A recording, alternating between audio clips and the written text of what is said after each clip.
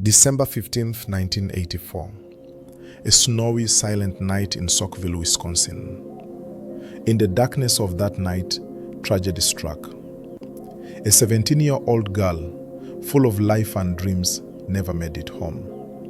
Her name was Traci Hammerberg, and her story would haunt an entire community for more than 35 years.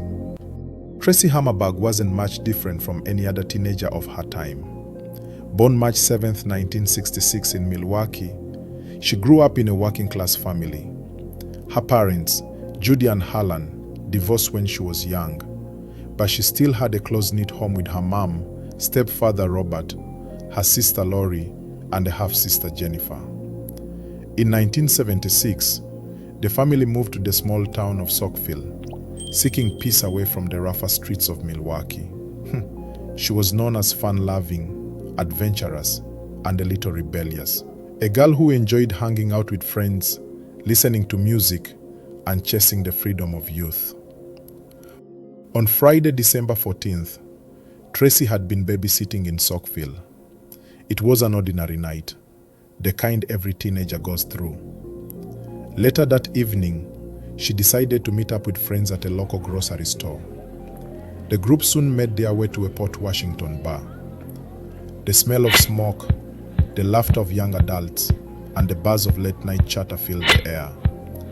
Traci told the bartender she and her friends planned to head to Grafton, just a few miles away, for more fun. They drank, smoked marijuana, and enjoyed the night like carefree kids. But as the night wore on, Traci made a decision that will change everything. She chose to walk home, alone, in the freezing cold. Around 12:30 a.m., she stepped out into the snowy darkness, leaving the warmth of her friends behind. Picture it. The roads were quiet, covered in snow, the air bitter cold. Highway 33 stretched out ahead of her, dimly lit and deserted. Each step left tracks in the frost. Each breath hung like smoke in the night. Somewhere along that lonely path, someone was watching. Someone was waiting. What happened next remains a nightmare frozen in time.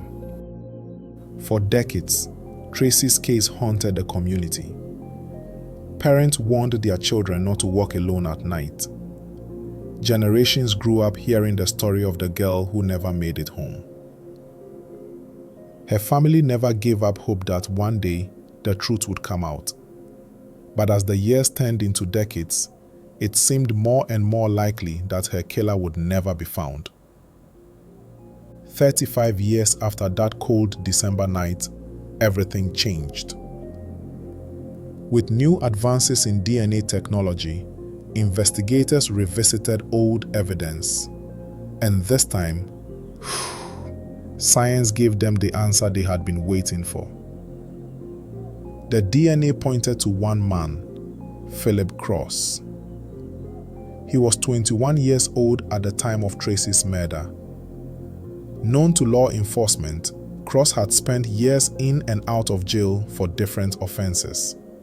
His life was a spiral of drugs, crime, and violence. But the shocking twist? Justice would never fully be served.